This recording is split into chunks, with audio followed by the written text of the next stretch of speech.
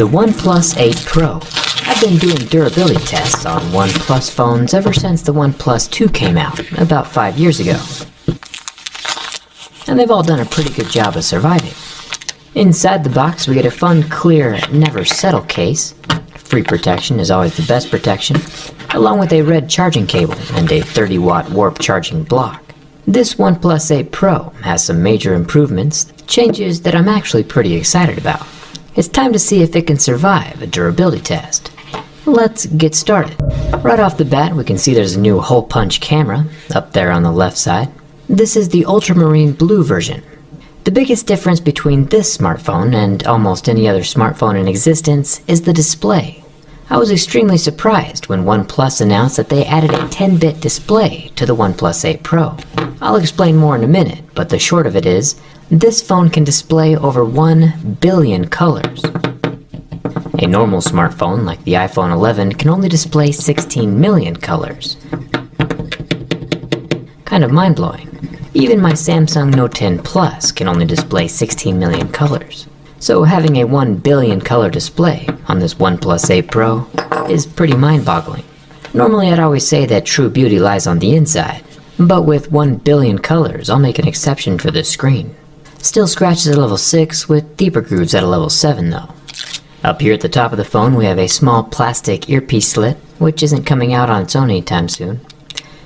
And we also have the 16 megapixel front-facing hole punch camera, which is also protected by the front glass screen. This vibrant frosty blue color is actually pretty cool. The sides are made from aluminum, along with the metal volume rocker. Up here at the top of the phone there's an interesting indention. Kinda reminds me of a fuller groove we usually see in knives or swords. Some people would call it a blood groove. A fuller actually gets rid of weight while making the shape of the metal stronger. The groove up here at the top though is probably more aesthetic than anything else. The right side of the phone has a power button and the triple slider, which is a feature I think every phone should have. It can physically change between a ring, vibrant, and silent. Makes it really easy not to disturb other people, you know, if we ever get to go out in public again. The OnePlus 8 Pro does have an official IP rating this time around. We'll have to see what most of that protection looks like when we get inside the phone, but from out here we can see the red rubber ring around the dual SIM card tray. The IP68 rating is a nice peace of mind to have, even though we should never actually trust it. Hidden under the frosted blue back panel is a fast wireless charger. For comparison, this guy can wirelessly charge at 30 watts, while the iPhone 11 charges wirelessly at 7.5, and the Galaxy S20 goes wireless at 15, so 30 watts is rather impressive. The blue frosted glass panel does have that texture to it, and remember glass is a level 6 on most scale of hardness, so if it comes into contact with anything that you might randomly have in your pocket, like a copper cooling Black Shark 3 vapor chamber or a quarter, the metal will probably leave marks on the glass. The soft metal dust can be cleaned off relatively easy, but either way a case or a skin is probably a good idea.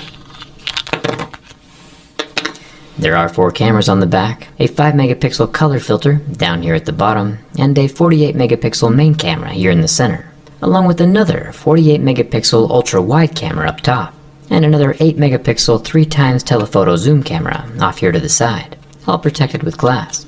Having different camera perspectives is a game changer, and I'm glad OnePlus kept all 3.